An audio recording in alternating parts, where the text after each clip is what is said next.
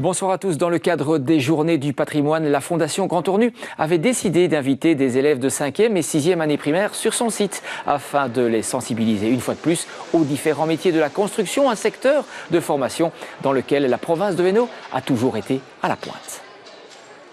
Ils viennent de toute la région wallonne, ont entre 10 et 14 ans et n'ont peut-être pas encore d'idées très claires sur ce qu'ils veulent faire quand ils seront grands. Eh bien, le site provincial du Grand Tournu leur a peut-être donné des idées à travers l'opération qu'il a accueillie dans le prolongement des Journées du patrimoine.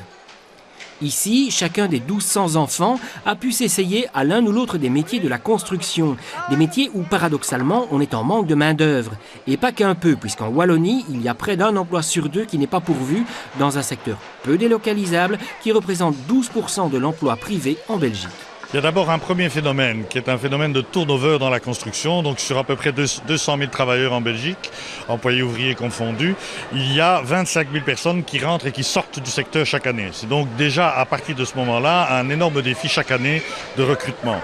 Si on ajoute à ça effectivement que l'on constate une pénurie de main-d'œuvre dans certains métiers, évidemment ça donne toute l'ampleur du problème. Alors ça peut effectivement paraître bizarre de dire qu'on cherche des travailleurs alors qu'il y a des files de chômeurs très importante, mais en fait ce n'est évidemment pas les candidats à l'emploi qui manquent, mais des candidats qui ont les formations requises et nécessaires pour pouvoir occuper les différents emplois techniques de la construction. La réalité c'est que les métiers de la construction c'est d'abord une énorme diversité de métiers, ce sont des défis merveilleux en termes technologiques, en termes d'avant-gardisme et il y a vraiment un travail phénoménal à faire en termes pour revaloriser les métiers de la construction, les métiers techniques en général, mais les métiers de la construction en particulier, c'est ce qui nous occupe aujourd'hui et donc il faut effectivement travailler là-dessus et c'est tout l'objet de notre initiative aujourd'hui. On sensibilise les jeunes, donc 5e, 6e année primaire, les premières années du secondaire, pour leur montrer qu'il y a des débouchés dans ces métiers et que ce ne sont pas des métiers aux mains sales et que vraiment c'est porteur d'emploi.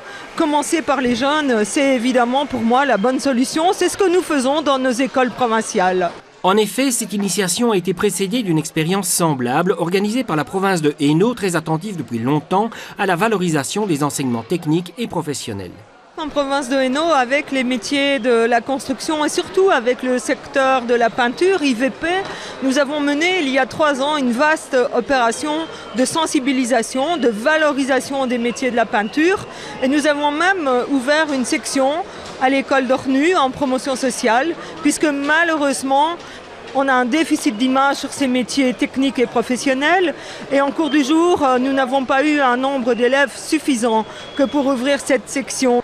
Mais les métiers de la construction, ce sont aussi ceux de la préservation, notamment du patrimoine. Le patrimoine qui est à rénover nécessite des budgets qui finalement sont utilisés presque intégralement pour de la main-d'œuvre et pour des matériaux qui pour la plupart sont aussi des matériaux wallons. Donc quand on investit 1 euro en patrimoine, il revient dans l'économie. Et en plus, ces lieux patrimoniaux, une fois restaurés, ont un attrait touristique, amènent du monde sur des lieux, sur des communes. Donc il y a vraiment tout intérêt à être compétitif sur ces matières de restauration du patrimoine. Ou quand la sauvegarde du passé devient un gage d'avenir professionnel. Créés voici 4 ans déjà, les CTA, Centres de technologie avancée, connaissent un succès grandissant dans notre province. Un réseau de pôles d'excellence de formation dans lequel la province de Hainaut joue un rôle très important. Nous y reviendrons la semaine prochaine. À très bientôt.